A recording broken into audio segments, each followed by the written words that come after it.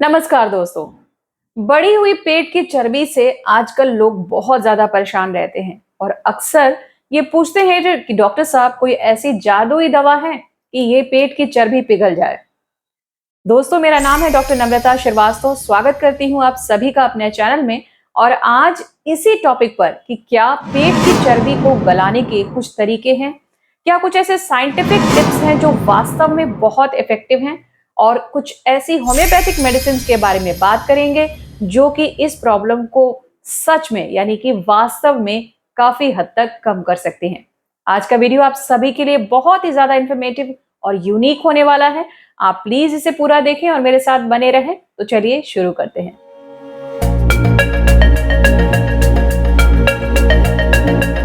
सबसे पहले तो मैं आपको बता दूं कि पेट की चर्बी जो हमें दिखाई देती है वो दरअसल एक दिन का कोई विषय नहीं होता है। ये जो पेट की चर्बी हो, इसको बनने की जो प्रोसेस होती है वो ग्रेजुअल होती है, यानी कि ये कुछ वर्षों में हमारे शरीर का एक हिस्सा बनती है।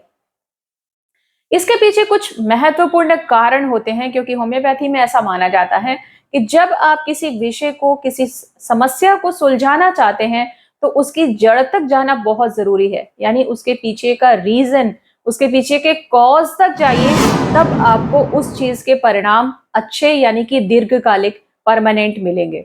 तो मोटापे यानी कि जो बढ़ी हुई पेट की चर्बी होती है, इसके पीछे कुछ मुख्य कारण होते हैं जिनको कि हम एक एक करके जान लेते हैं। सबसे प्रमुख वजह होती है आजकल की जो सिडेंटरी लाइफस्टाइल है। अक्सर लोगों का बैठने वाला काम होता है, उनका उतना फिजिकल वर्क नहीं होता है, यानी कि जितना कैलोरीज हम सेवन करते हैं उतनी खर्च नहीं हो पाती हैं। यानी कि जो एक्स्ट्रा बचती है वो हमारे पेट में चर्बी के रूप में, फैट के रूप में जमा हो जाती है।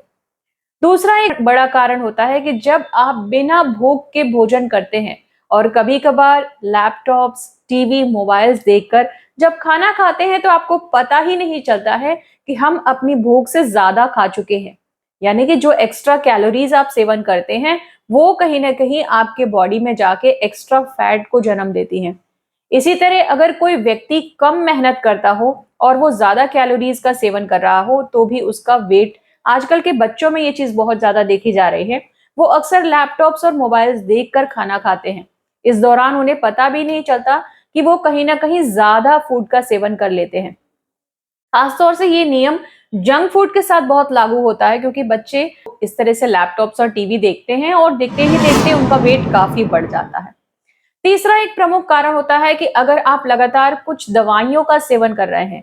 दरअसल कुछ दवाइयों के ट्रीटमेंट्स में, यानी कुछ बीमारियों के ट्रीटमेंट्स में ऐसी दवाइयां चलती हैं जिनके साइड इफेक्ट के रूप में वेट बढ़ जाता है।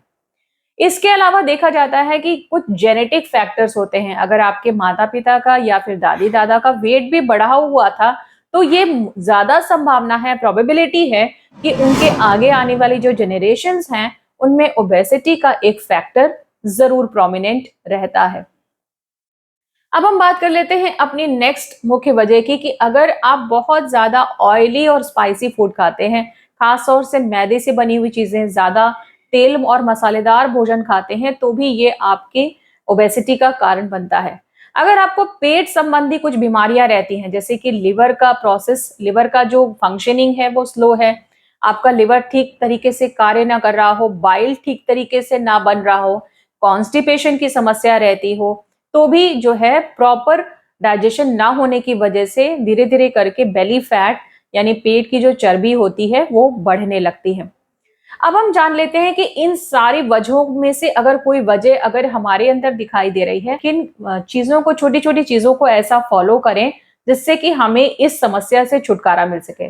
देखिए, अब जो मैं टिप्स आपको बताने वाली हूँ ये बेहद जरूरी है, बहुत इंपॉर्टेंट है, क्योंकि केवल हम दवा के माध्यम से इस बड़े गोल को अचीव नहीं कर सकते। इसके लिए बहुत जरूरी है कि हम बहुत छोटे छोटे जो टिप्स हैं उनको फॉलो करें, उनको अपनाएं अपने जीवन में, ताकि इस समस्या का हमें एक परमानेंट सोल्यूशन मिल सके। बहुत सारे लोग अलग अलग डाइट्स को इस्तेमाल करते हैं, कभी कोई डाइट कभी कोई डाइट, या फिर वो अचानक से फास्टिंग शुरू कर देते हैं, यानी कि सीधे सीधे खाना ही बंद कर देते हैं।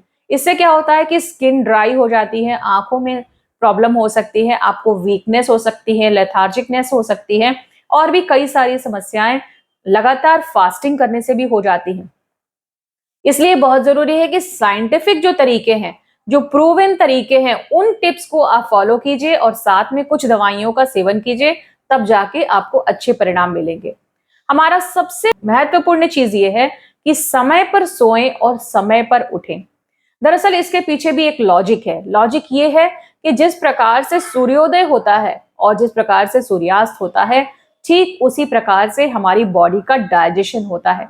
यानी जैसे जैसे सूर्य उगता है, वैसे वैसे हमारा डाइजेशन प्रोसेस यानी कि पाचन क्रिया तेज होती है, और जैसे जैसे सूर्य ढलता है, उसी तरीके से हमारी पाचन क्रिया भी धीरे धीरे करके मंद पड़ जाती है। इसीलिए आपने एक कहावत तो जरूर सुनी होगी कि सुबह का नाश्ता जो होना चाहिए वो एक राजा की तरह होना चाहिए, दोपहर का खाना एक राजकुमार की तरह यानी कि एक प्रिंस की तरह, और रात का खाना एक भिखारी की तरह यानी कि एक बेगर की तरह होना चाहिए। तो सुबह का नाश्ता बहुत जरूरी है। बहुत सारे लोग पतले होने के चक्कर में या बेली फैट घटाने के लिए सुबह का नाश्ता स्किप कर देते हैं, या फिर कभी कभार भाग दौड़ की वजह से भी ऐसा होता है। उनकी कुछ अपनी कमिटमेंट्स होती हैं, ऑफिस के लिए लेट हो रहा है, स्कूल के लिए लेट हो रहा है, बच्चे भी ऐसा करते हैं और खाना स्किप कर देते हैं। ये बहुत बड़ी वजह है जिससे कि आपका डाइजेशन प्रोसेस यही फर्स्ट लेवल से ही बिगड़ना शुरू हो जाता है। इसलिए आप भले थोड़ा लें, हल्का लें, लेकिन सुबह का नाश्ता किसी भी हाल में स्किप ना करें। अब नेक्स्ट हमारा आता है दोपहर का खाना और रात खाना का खाना। इसमें सबसे जो महत्वपूर्ण पॉइंट आपको ध्यान देना है वो है रात के खाने की तरफ। अब यही हमारा एक बहुत महत्वपूर्ण टिप आ जाता है कि जो रात का खाना है वो आपको हर हाल में 7 से 7:30 बजे तक ले लेना है। अब आप कहेंगे डॉक्टर साहब ये कैसे संभव है, हम तो बहुत बिजी रहते हैं या फिर हम बहुत लेट आते हैं घर पे, हम कैसे कर पाएंगे? अगर आपको कोई बड़ा गोल अचीव करना है, अगर आप चाहते हैं कि आप फिटनेस की दिशा में एक सकारात्मक एक ठोस पहल उठा पाएं, तो ये स्टेप बहुत जरूरी है। अगर इस स्टेप को आप समझ जाते हैं या इसे अपना लेते हैं तो वेट लॉस जर्नी आपकी बहुत आसान हो जाएगी। इसके लिए मैं आपको आश्वासन देती हूँ। तो करना क्या है कि आपको 7 7:30 तक हर हाल में अपना डिनर ले लेना है। इसलिए क्योंकि रात का हमारा जो डाइजेशन प्रोसेस है वो स्लो हो गया है, इसलिए हमें टाइम से और हल्का खाना खाना है। अब इसमें बहुत जरूरी ये है कि क्या खाएं। अब आप पूछेंगे कि हम क्या खाएं जिससे कि हमारी बॉडी जो है सही वेट में यानी सही शेप में आ सके। तो देखिए इसके लिए भी आपको बहुत ज्यादा सोचना नहीं है। आपके घर में जो पारंपरिक भोजन बनता है, जो घर पे हमारा खाना बनता है, दाल रोटी, दाल चावल, हरी सब्जियां, इसके अलावा फल, सलाद, इनको ही आपको भरपूर मात्रा में अच्छी तरीके से लेना है। जैसे कि आप ये ध्यान रखिए कि ये खाने में जो तेल इस्तेमाल हो रहा है वो बहुत ज्यादा मात्रा में ना हो। हमेशा कम क्वांटिटी में हल्के तेल में आपका भोजन बने। शुद्ध घी यानी देसी घी, जो गाय का देसी घी है, वो भी आपके लिए बहुत जरूरी है। आप ऐसा ना करें कि आप देसी घी को छोड़ दें क्योंकि आप पतले होना चाहते हैं। दरअसल देसी घी हमारे डाइजेशन को मजबूत बनाता है, हमारे डाइजेशन प्रोसेस को स्ट्रॉन्ग करता है, कॉन्स्टिपेशन से मुक्ति दिलाता है और हमारे स्किन की ड्राइनेस को भी कम करता है। लेकिन देसी घी की आपको क्या पॉइंट ध्यान देना है कि इसे आपको किसी भी हाल में गर्म नहीं करना है, यानी छौंका नहीं लगाना है। आप इसे 1 चम्मच अपनी दाल में या अपनी रोटी में लगा के खा सकते हैं। अब रोटी से मुझे याद आया एक बहुत इंपॉर्टेंट पॉइंट कि रोटी जो है ये आपका, एक बार तो गेहूं की रोटी आप ले लीजिए, लेकिन अगर आप वेट लॉस करना चाहते हैं तो शाम के नंबर में आपको मिक्स ग्रेन की रोटी लेनी है। चाहे वो आपका ज्वार हो, बाजरा हो, नाचनी हो, रागी हो, इनसे बना हुआ कोई ना कोई जो मोटा अनाज है, जो मिलेट्स हैं, इनका इस्तेमाल करना है। इसका एक बहुत बड़ा बेनिफिट है। इसका बेनिफिट यह है कि ज्यादा आपको वेट नहीं बढ़ाते हैं। दूसरी चीज कि ये फुलफिलिंग बहुत होते हैं, यानी कि अगर आपने इनकी 2 रोटी भी खा ली तो आपको बहुत देर तक भूख का एहसास नहीं होता। आप कहेंगे कि डॉक्टर साहब हमने तो 7:30 बजे खाना खा लिया, अब हमें भूख लगेगी तो क्या करेंगे? तो मैं यही कहूंगी कि अगर आपने मिक्स ग्रेन की या इस तरह के मोटे अनाज की अगर रोटी खाई है, यूज किया है अपनी डाइट में, तो निश्चित तौर से आपको ज्यादा भूख लगेगी ही नहीं। ये इतनी ज्यादा फुलफिलिंग होती हैं, देर से डाइजेस्ट होती हैं और इसीलिए आपको देर तक ये भरा भरा महसूस करती हैं। इससे आपको क्या होता है कि आपका डाइजेशन जो होता है वो बहुत अच्छे से स्लोली स्लोली हो जाता है और सुबह तक आपको खुलकर बहुत अच्छी भूख लगती है। जब आपको सुबह अच्छी भूख लगेगी तो निश्चित तौर पे आप नाश्ता करेंगे और दिन की एक बेहतर ढंग से शुरुआत हो पाएगी। अब हम बात कर लेते हैं कि फ्रूट्स और सैलेड को किस तरीके से इस्तेमाल करना है। सैलेड में आप सलाद में जो है आप खीरा इस्तेमाल कर सकते हैं, खीरा, ककड़ी, इसके अलावा वाटरमेलन, मस्क मेलन, ये सारी चीजें सलाद में आती हैं और इनको आप इस्तेमाल कर सकते हैं। और फ्रूट्स में जो सीजनल फ्रूट्स होते हैं उनको आपको इस्तेमाल करना है। अगर 200 ग्राम आप फ्रूट्स और सैलेड डेली इस्तेमाल करते हैं, दोपहर में अगर खाना नहीं भी खा पाते हैं, अच्छी तरीके से इसको खाते हैं, तो डेफिनेटली आप मान के चलिए कि आपकी वेट लॉस जर्नी बहुत ही ज्यादा आसान हो जाएगी और आपको ये कंफ्यूजन ही नहीं होगा कि मैं क्या खाऊं और क्या ना खाऊं। अब हम बात कर लेते हैं कुछ एक्सरसाइज के बारे में। ये बहुत ही ध्यान देने वाली बात है कि आप भले 15 मिनट ही मॉर्निंग वॉक ही क्यों ना करें, लेकिन आपको कंसिस्टेंट होना पड़ेगा। ऐसा नहीं है कि आपने 5 दिन के लिए तो बहुत अच्छे से अपने रूटीन को फॉलो किया, छठे दिन से आप हिम्मत हार जाएं और फिर उस रूटीन को छोड़ दें, तो निश्चित तौर पे परिणाम कहाँ से आएंगे। तो इसलिए अगर आप 15 मिनट भी वॉकिंग करते हैं तो बहुत कंसिस्टेंटली, यानी कि एक मन में दृढ़ संकल्प लेके आपको वॉकिंग करनी है, लगातार उसको करते रहना है और निश्चित तौर पे एक ना एक दिन परिणाम जरूर आएगा। अब हम बात कर लेते हैं होम्योपैथिक मेडिसिन के बारे में, जो आपकी इस जर्नी को बहुत ही आसान बना सकते हैं। अगर इन टिप्स के साथ, अगर इस पूरी जो लाइफस्टाइल मैंने आपको बताई है इसके साथ आप होम्योपैथिक दवाइयों का सेवन करते हैं, तो आपको जरूर के जरूर इसके रिजल्ट्स मिलते हैं। हमारी पहली जो मेडिसिन है वो है फ्यूकस वेसिकुलोसिस।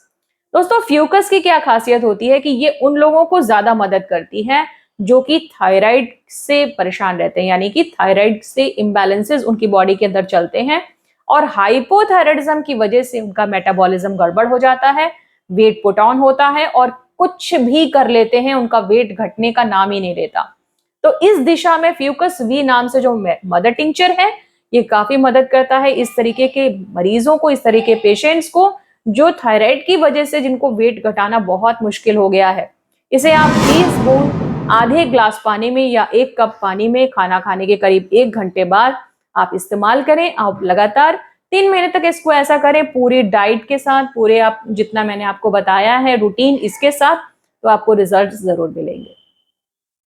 हमारी नेक्स्ट मेडिसिन है गार्सिनिया कैम्बोजिया। गार्सिनिया कैम्बोजिया के ऊपर मेरा एक वीडियो भी है, आप प्लीज उसको भी आप देखिए पूरे डिटेल एनालिसिस के लिए कि आखिर में गार्सिनिया के अंदर क्या ऐसी खास बात है।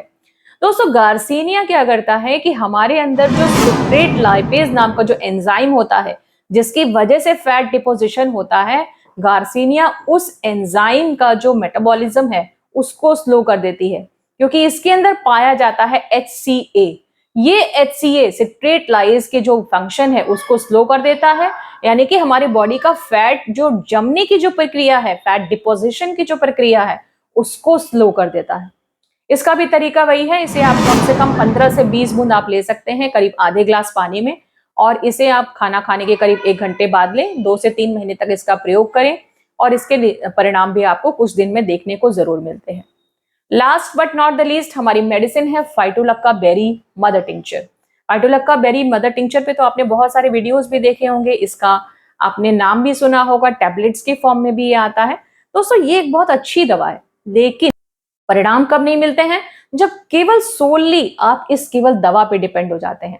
आप सोचते हैं कि सारा काम तो दवा करे, हमें कुछ करना ही ना पड़े। ऐसा संभव नहीं है।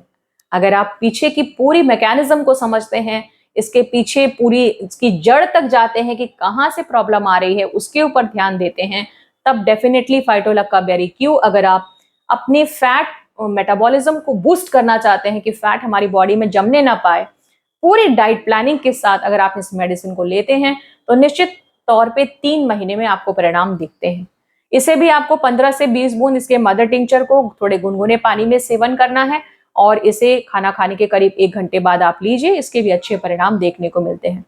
मैंने अपनी प्रैक्टिस में ये भी देखा है कि इन मदर टिंचर्स के अलावा कुछ ऐसी कॉन्स्टिट्यूशनल रेमेडीज हैं, डीप एक्टिंग रेमेडीज हैं, जिनको कि अगर हम पूरी केस हिस्ट्री के बाद अगर हम पूरी फाइंड आउट करते हैं कि आखिर में इनकी वेट पुट ऑन जो टेंडेंसी है ये क्यों है, क्या वो हेरिडिटरी है या फिर किसी कारणवश किसी बीमारी की वजह से आ गई है या फिर किसी दवाई के साइड इफेक्ट की वजह से आ गई है, और उस तरीके से अगर कॉन्स्टिट्यूशनल रेमेडीज फाइंड आउट करते हैं, जैसे कि कैलकेरिया कार्ब है, टूजा है, या इसके अलावा पल्सेटिला है, ये कुछ ऐसी मेडिसिन हैं जिनकी अगर हम बिल्कुल टू द पॉइंट अगर केस हिस्ट्री तक पहुंच जाते हैं, यानी to the point symptom similarity तक अगर पहुंच जाते हैं और तब इन दवाइयों को दिया जाता है, तो डेफिनेटली केवल ये इन दवाइयों के प्रयोग मात्र से ही उस पेशेंट को लाभ मिल जाता है।